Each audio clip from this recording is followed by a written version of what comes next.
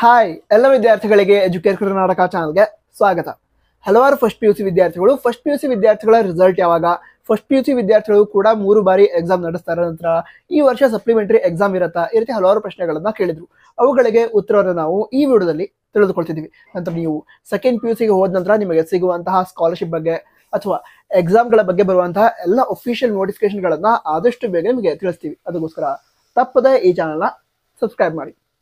ಸರಿ, ಈಗ ವಿಷಯಗಳನ್ನ ತಿಳಿದುಕೊಳ್ತಾ ಹೋಗೋದಾದ್ರೆ ಫಸ್ಟ್ PUC ವಿದ್ಯಾರ್ಥಿಗಳಿಗೆ ಎಕ್ಸಾಮ್ ಆಲ್ರೆಡಿ ಕಂಪ್ಲೀಟ್ ಆಗಿ ಒಂದು ವಾರ ಆಗಿರಬಹುದು.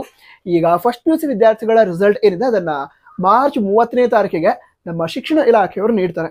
ಈಗ ವಿದ್ಯಾರ್ಥಿಗಳು ರಿಸಲ್ಟ್ ಅನ್ನ ಎಲ್ಲಿ ಚೆಕ್ ಮಾಡೋದು ಅಂತ ತಿಳ್ಕೊಳ್ಳೋದಾದ್ರೆ, ನೀವು ಯಾವ ಕಾಲೇಜ್ ಸ್ಟಡಿ ಮಾಡ್ತಿದ್ದೀರಾ ಆ ಕಾಲೇಜ್ಗೆ ಮಾರ್ಚ್ 30ನೇ ತಾರೀಕಿಗೆ ನೀವು ಹೋದ್ರೆ ನಿಮಗೆ ನಿಮ್ಮ ರಿಸಲ್ಟ್ ಅನ್ನ ಕೊಡ್ತಾರೆ. ಅಂದ್ರೆ ಯಾವ್ಯಾವ ವಿಷಯಕ್ಕೆ ಎಷ್ಟು ಮಾರ್ಕ್ಸ್ ಬಂದಿದೆ, ಟೋಟಲ್ ಪರ್ಸೆಂಟೇಜ್ ಎಷ್ಟಾಗಿದೆ, ಈ ಎಲ್ಲ ಡೀಟೇಲ್ಸ್ ಅನ್ನ ತಿಳಿದುಕೊಳ್ಬಹುದು. ಸರಿನಾ? ನೀವು ನಿಮ್ಮ ಕಾಲೇಜಲ್ಲಿ ರಿಸಲ್ಟ್ ಅನ್ನ ಚೆಕ್ ಮಾಡಬೇಕಾಗುತ್ತೆ. ನಂತರ ಈ ವರ್ಷ ಫಸ್ಟ್ PUC ವಿದ್ಯಾರ್ಥಿಗಳಿಗೂ ಕೂಡ 3 ಬಾರಿ ಎಕ್ಸಾಮ್ಸ್ ಇರತ್ತಾ ಅಂತ ಕೇಳಿದ್ರು. ಇಲ್ಲ, ಈಗ 3 ಬಾರಿ ಬೋರ್ಡ್ ಎಕ್ಸಾಮ್ ನಡೆಯುತ್ತೆ ಅಂತ ಏನು ಅನೌನ್ಸ್ ಮಾಡಿದ್ರು ಅದು ಸೆಕೆಂಡ್ PUC ವಿದ್ಯಾರ್ಥಿಗಳಿಗೆ ಹಾಗೆ SLC ವಿದ್ಯಾರ್ಥಿಗಳಿಗೆ. ಅಂದ್ರೆ ವಿದ್ಯಾರ್ಥಿಗಳು ಬೇಕಿದ್ರೆ ಮಾರ್ಕ್ಸ್ ಇಂಪ್ರೂವ್ಮೆಂಟ್ ಅನ್ನ ಮಾಡ್ಕೊಳ್ಬಹುದು ಅಂತ ವರ್ಷಕ್ಕೆ 3 ಬಾರಿ ಬೋರ್ಡ್ ಎಕ್ಸಾಮ್ ನಡೆಸಲಾಗುತ್ತೆ ಅಂತ ಅನೌನ್ಸ್ಮೆಂಟ್ ಮಾಡಿದ್ರು. ಬಟ್ ಫಸ್ಟ್ PUC ವಿದ್ಯಾರ್ಥಿಗಳಿಗೆ 3 ಬಾರಿ ಬೋರ್ಡ್ ಎಕ್ಸಾಮ್ಸ್ ಇರೋದಿಲ್ಲ. ಈಗ ಒಂದು ಎಕ್ಸಾಮ್ ಆಲ್ರೆಡಿ ಆಗಿದೆ, ಅದರ ರಿಸಲ್ಟ್ ಮಾರ್ಚ್ 30ಕ್ಕೆ ಬರುತ್ತೆ. ಅದರ ನಂತರ ಈಗ ಯಾವುದಾದ್ರೂ ವಿದ್ಯಾರ್ಥಿಗಳು 1 ಅಥವಾ 2 ವಿಷಯದಲ್ಲಿ ಫೇಲ್ ಆಗಿದ್ರೆ, ಅಂದ್ರೆ ಕೆಲವು ವಿದ್ಯಾರ್ಥಿಗಳು ಸಪ್ಲಿಮೆಂಟರಿ ಎಕ್ಸಾಮ್ ನಡೆಯುತ್ತೆ ಈ ವರ್ಷ, ನಾನು ಮ್ಯಾಥಮೆಟಿಕ್ಸ್ ಎಕ್ಸಾಮ್ ಚೆನ್ನಾಗಿ ಬರ್ದಿಲ್ಲ, ಪಾಸ್ ಆಗೋದು ಡೌಟ್ ಇದೆ, ಈ ರೀತಿ ಹೇಳ್ತಾ ಇದ್ರು. ಸೊ ಟೆನ್ಷನ್ ಮಾಡ್ಕೊಳ್ಳೋ ಅವಶ್ಯಕತೆ ಇಲ್ಲ, ಸಪ್ಲಿಮೆಂಟರಿ ಎಕ್ಸಾಮ್ ಇರುತ್ತೆ.